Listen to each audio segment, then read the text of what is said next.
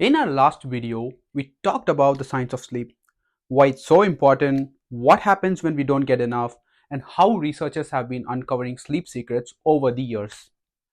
Today, we are diving even deeper into something that keeps our sleep cycle in check, our circadian rhythm. We'll also explore the different sleep stages, the hormones that control sleep, and how we can measure our sleep quality. Welcome to the part 2 of our series on the science of sleep.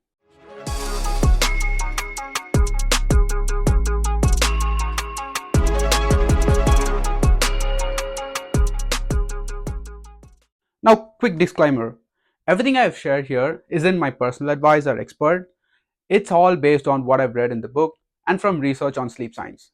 If you have a different perspective or something to add, drop it in the comments. I'd love to hear your thoughts. Alright, so let's talk about why we even feel sleepy in the first place. Our body actually has an internal clock, kind of like a built in alarm system that tells us when to sleep and when to wake up. This is called the circadian rhythm, and it controls a whole lot more than just sleep.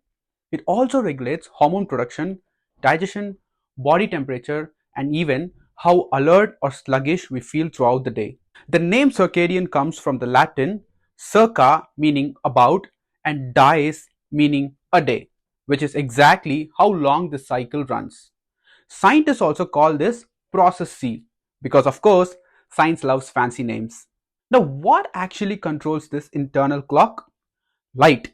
A circadian rhythm is mainly influenced by exposure to light, and the brain tracks this through a tiny region called the suprachiasmatic nucleus, or SEN.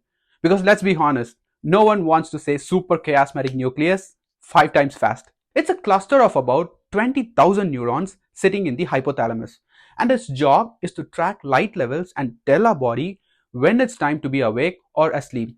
When we get natural light in the morning, our SEN resets the cycle. But if we are exposed to too much artificial light, especially late at night, our SEN gets confused, and this delays sleep, lowers sleep quality, and can leave us feeling tired and overly dependent on caffeine the next day. There are actually two main biological processes that control our sleep: our circadian rhythm, which tells us when to sleep and wake up, and something called sleep pressure. Sleep pressure builds up throughout the day and make us feel sleepy, and it's caused by a chemical in the brain called adenosine. The longer we stay awake, the more adenosine builds up and the sleepier we get. That's why after a long day, you start feeling that heavy, groggy sensation. And here's where caffeine comes in it.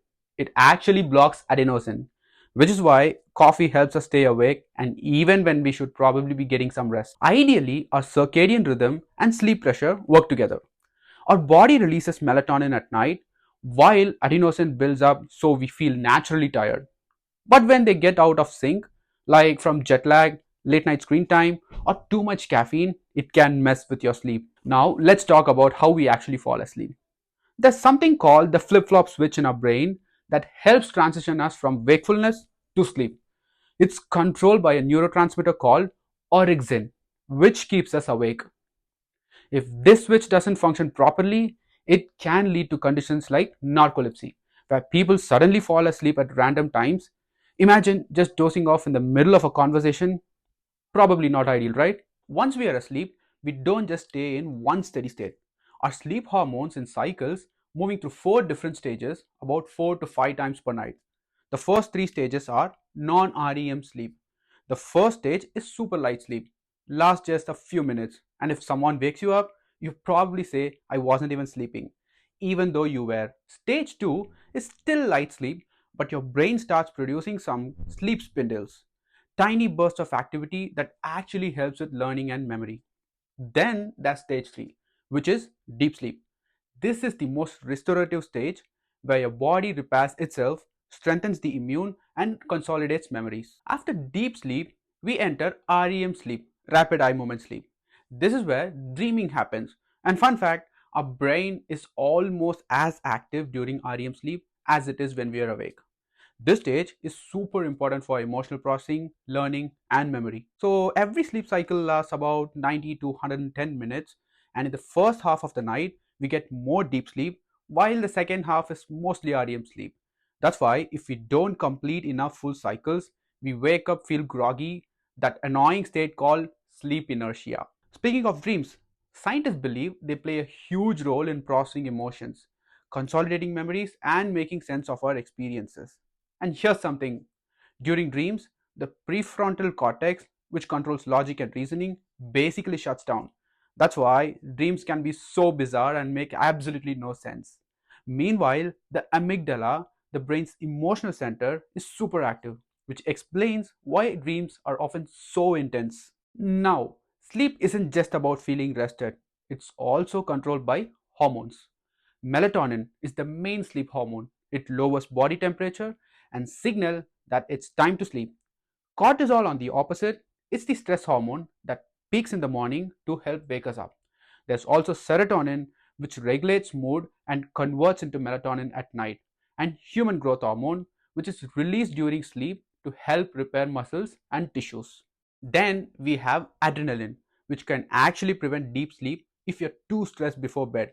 And hormones like ghrelin and leptin, which control hunger, are directly linked to sleep. Ever notice how bad sleep makes you extra hungry? Yeah, blame those two. So, how do we actually measure sleep quality? It's not just about how long you sleep, it's about how well you sleep. Doctors look at things like how long it takes you to fall asleep, how much time you spend in each sleep stage, and something called sleep efficiency, which is the percentage of time you're actually asleep compared to the time you spend in the bed. Ideally, it should be 85% or higher. But the best indicator of good sleep is how you feel in the morning. If you wake up feeling refreshed and alert, you're probably doing fine. If you wake up tired, groggy, and in desperate need of caffeine, your sleep quality might need some work. In the next few videos, we'll explore more of the fascinating sleep related questions. If you found this video interesting, hit that like button, subscribe, and let me know in the comments, do you think your sleep cycle is in sync or do you struggle with sleep? Let's talk about it. Until next time, stay curious.